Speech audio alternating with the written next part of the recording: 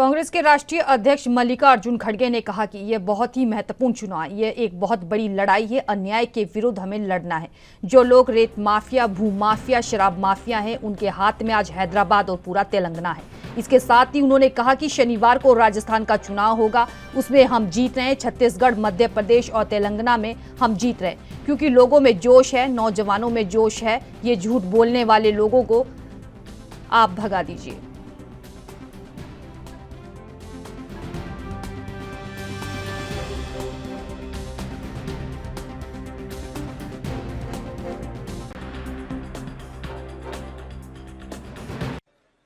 और उसमें खास करके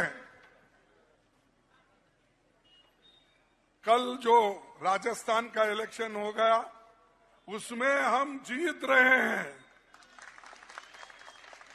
छत्तीसगढ़ में हम जीत रहे हैं। मध्य प्रदेश में हम जीत रहे हैं। तेलंगाना में भी हम जीत रहे हैं। क्योंकि ये जबरदस्त मामूल है। लोगों में जोश है, नौजवानों में जोश है। और ये झूठ बोलने वाले लोग जो है ना, इनको तुम भगा दो। आज ये चुनाव बहुत ही महत्वपूर्ण चुनाव है। एक बहुत बड़ी लड़ाई है। अन्याय के विरुद्ध हम लड़ना है। जो लोग लैंड माफिया है, सैंड माफिया है, वाइन माफिया है, सब माफिया के लोगों के हाथ में आज हैदराबाद उनके हाथ में है, पूरे तेलंगाना उनके हाथ में है। ऐसे लोगों के हाथ में जो तेलंगाना है, जो बहुत बड़ा लक्ष्मी पुत्र के जैसा ये एरिया था, यहां पर सरप्लस अमाउंट था, यहां पर लोगों के हाथ में पैसे थे, लेकिन गरीब लोगों के जमीन छीन छीन कर चंद अमीर लोग इतना बढ़ गए, आज गरीबों के जमीन भी छीन रहे, गरीब छोटा मोटा नौकरी भी छीन ले रहे।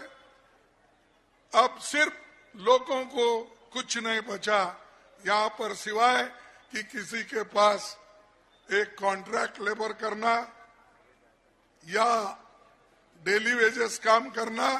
यही बढ़ते हैं अगली खबर की तरफ। तेलंगाना के निजामाबाद के आरमम में केंद्रीय गृह मंत्री अमित शाह ने जनसभा को संबोधित किया और बीआरएस व केसीआर पर जोरदार हमला बोला। केंद्रीय गृह मंत्री अमित शाह ने जनसभा को संबोधित कर कहा कि बीआरएस सरकार ने तेलंगाना राज्य को नष्ट कर दिया है। केसीआर पिछले 9 वर्षों से किए गए वादों को पूरा करने में विफल रहे। एकमात्र चीफ जो वह करने में कामयाब रहे, भ्रष्टाचार। बीआरएफ के विधायक ने बस डिपो के लिए आवंटित जमीन पर कब्जा कर उसे शॉपिंग मॉल में तब्दील कर दिया। केसीआर ने ऐसे विधायकों को टिकट क्यों दिया? ऐसा इसलिए है क्योंकि बीआरएस पार्टी टिकटों का व्यापार करता है।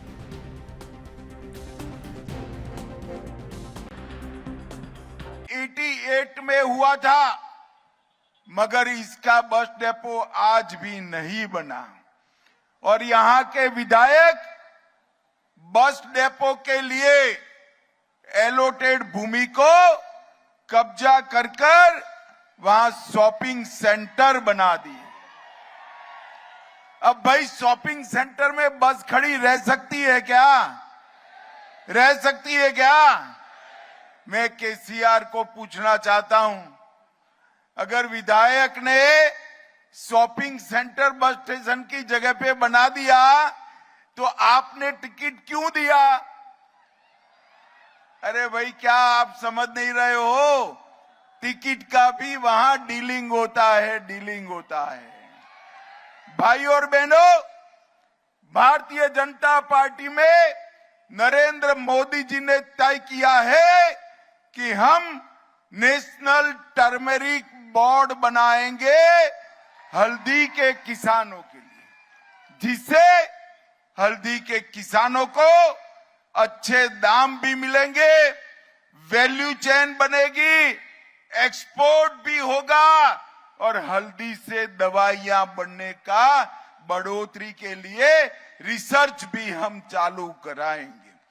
हमने तय किया है निजामाबाद जिले में बहुत बीडी वर्कर्स है, 500 बेड का बीडी वर्कर्स के लिए एक्सक्लूसिव अस्पताल भारतीय जनता पार्टी बनाएगी।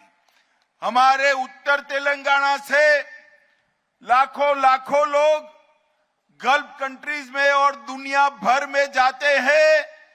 हमने तय किया है कि एक NRI